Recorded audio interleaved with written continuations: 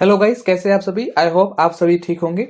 तो आज के इस सेशन में हम एक एपिसोड की सीरीज लेकर आने वाले हैं, जिस एपिसोड का नाम है आस्क मी एनीथिंग।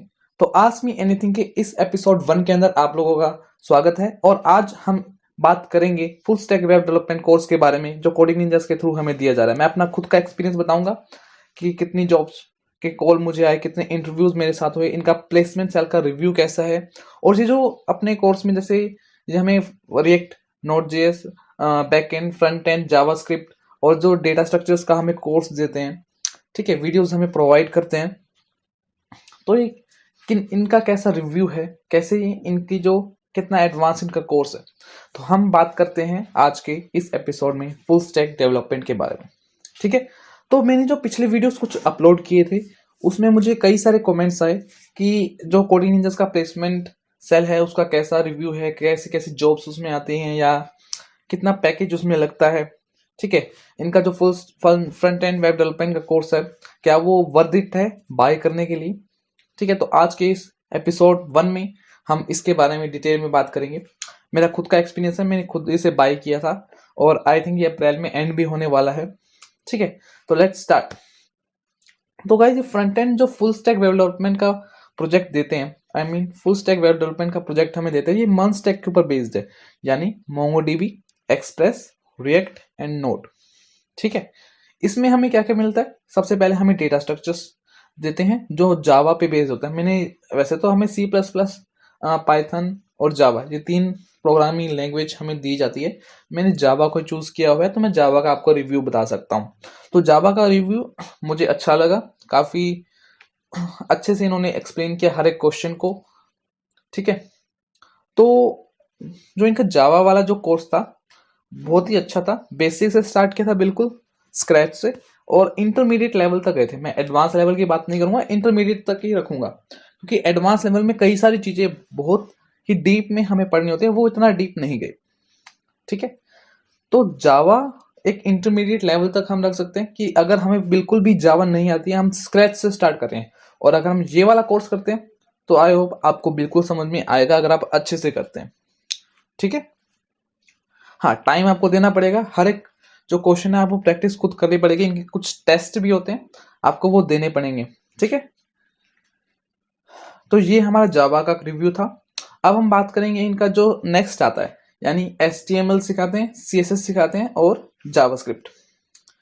तो जब हम वो फ्रंट एंड का कोर्स करते हैं इनका, जिसमें ये HTML CSS जावास्क्रिप्ट सिखाते हैं, तो मुझे वो इतना ज़्यादा अच्छा नहीं लगा।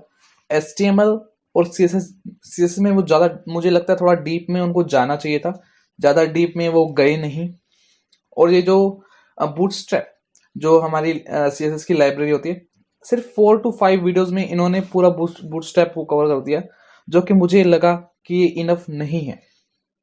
तो उस हिसाब से मैं इनको रेटिंग ज़्यादा दूंगा नहीं, ठीक है, जो फ्रंट एंड का कोर्स है। और जावास्क्रिप्ट जितना एडवांस इन्होंने पढ़ाना चाहिए था, वो ये नहीं पढ़ा पाए, ठीक है।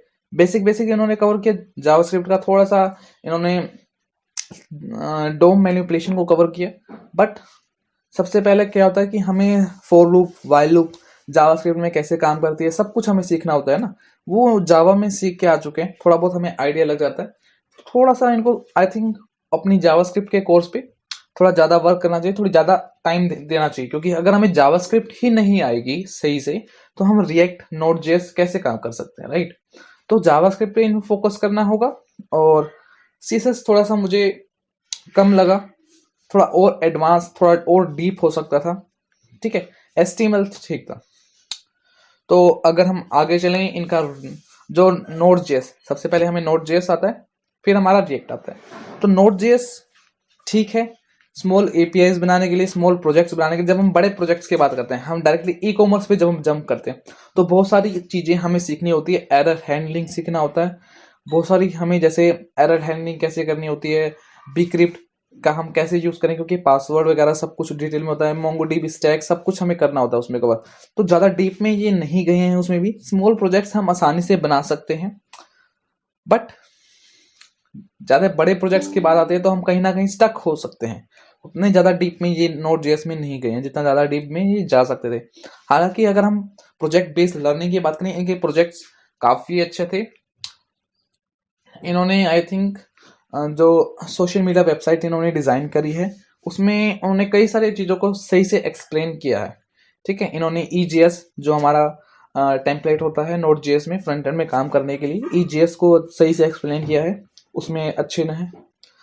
बट अगर हम बात करें इनके रेस्ट एपीआई की, रेस्ट एपीआई के आई थिंक ज़्यादा इनके प्रोजेक्ट्स नहीं है, सिर्फ एक ही प्रोजेक्ट होगा रेस्ट एपीआई का।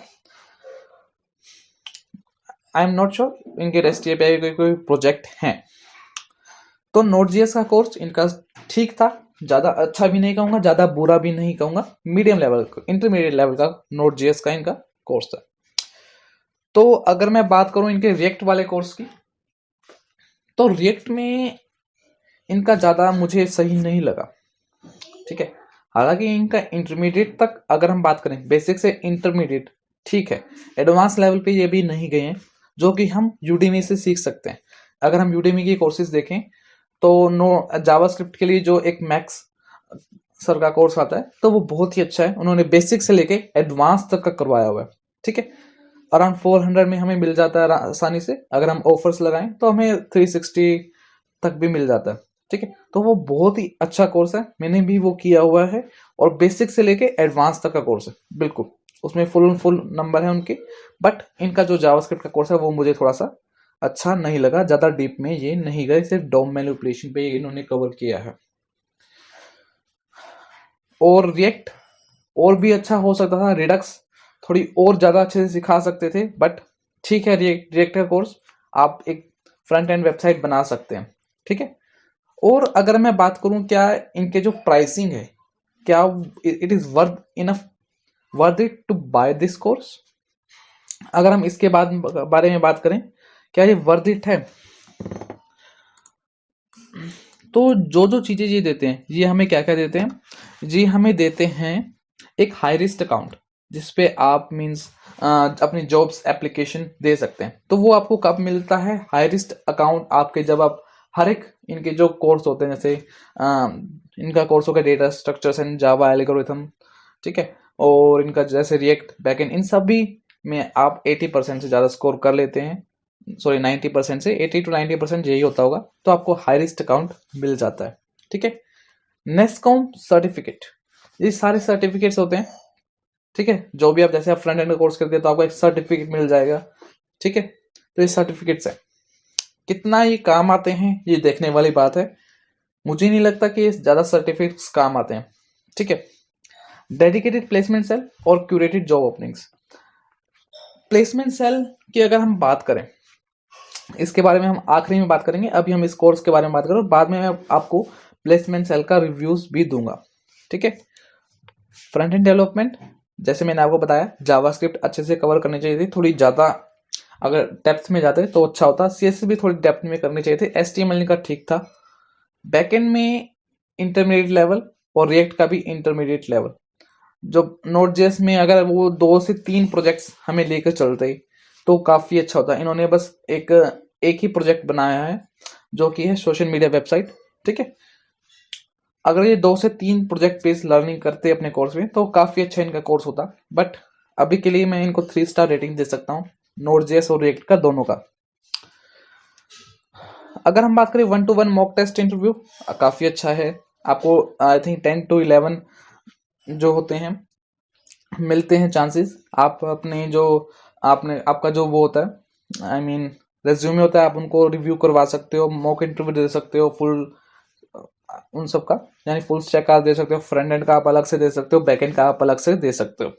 ठीक है, work space for building your resume and LinkedIn GitHub profiles बहुत ही कम होती है, महीने में एक बार होती है इनकी वर्क स्पेस, और पिछले 2 महीने में तो आई थिंक हुई ही नहीं, मैं ये कहना चाहता हूँ। ठीक है, तो 1 या 2 बार होती है वर्क स्पेस, इसमें मैं बिल्कुल 0 नंबर इनको देना चाहता हूँ। ठीक है, क्यूरेटेड इंटरव्यू प्रॉब्लम्स काफ़ी अच्छी हैं, DSA इनका जो कोड जो होता है इनका आई मीन इनका जो है प्रैक्टिस का कोड स्टूडियो। ठीक है, कोड स्टूडियो पे काफ़ी अच्छे अच्छे इनके प्रॉब्लम्स आते हैं। ठीक है, हम लिंक्डइन पे भी अपना सॉल्व कर सकते हैं, टेस्ट है लिंक्डइन, सॉरी लिंक्डइन नहीं, लीड कोड इनका बढ़िया है। DSA based product companies mock test series. Okay, ये भी ये इन फ्री में देते हैं बिल्कुल। और 2 month free course extension, 90 days course pose, 1-to-1 doubt spot with teaching assistant. Doubt spot के मामले में आपको एक चीज बताना चाहूंगा कि काफी सारे जो टीचिंग असिस्टेंट होते हैं वो क्या करते हैं कि आपको सिर्फ कोड दे देते हैं, उनको एक्सप्लेन नहीं करते। ठीक है, तो ये एक थोड़ा सा